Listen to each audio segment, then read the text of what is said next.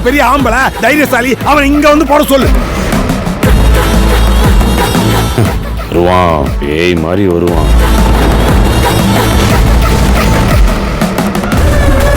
இறங்கி செய்வான்.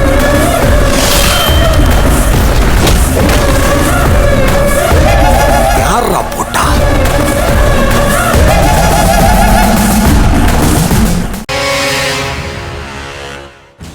இல்ல, எனக்கு புரியல.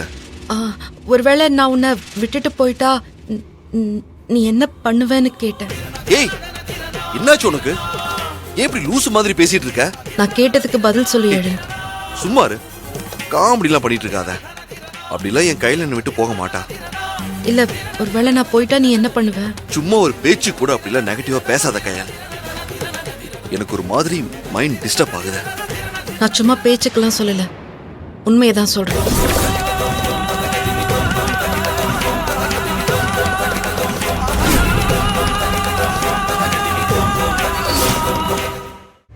என்ன மன்னிச்சிரு எழில். உனக்கும் எனக்கும் கல்யாணம் நடக்காது.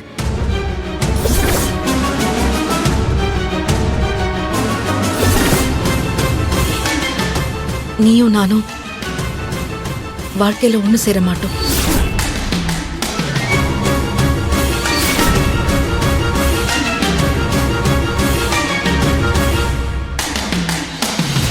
உன் பொண்டாட்டி நான் கிடையாது. உன் கூட சேர்ந்து வாழற குடுப்பனை எனக்கு கிடைக்கல. நான் ஒரு துரதிருஷ்டசாலி.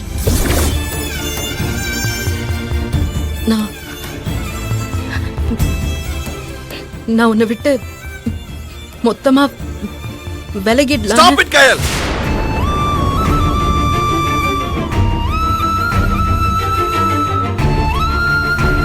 இந்த மாதிரி வார்த்தைகளை நீ சும்மா பேசுறது கூட என்னால ஏத்துக்க முடியாத. எமோஷனோட விளையாடாத. நான் யாரு? ஆனந்த் இப்படி விளையாட சொன்னால உங்ககிட்ட?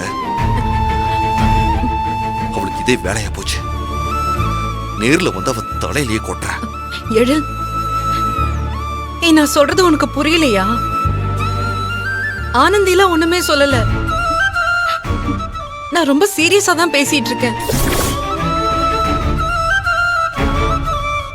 உன்னை விட்டு விலகலான்னு இருக்கேன். நீ அப்படிலாம் விலக மாட்ட. அதுக்கான அவசியமும் உனக்கு கிடையாது. எனக்கு பிடிக்காத வார்த்தைகளை சொல்லி சொல்லி என்ன டென்ஷன் பண்ணாத.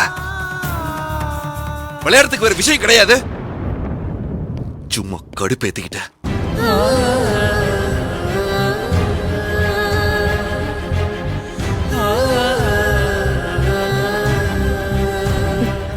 எழில்,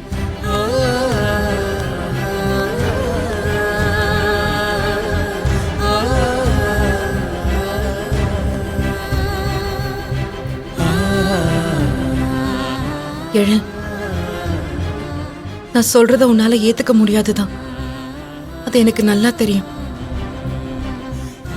ஆனா நான் சொல்ற இந்த யதார்த்தத்தை ஒத்துக்கிட்டு நீ என்னை விட்டு விலகி போய் தான் ஆகணும்.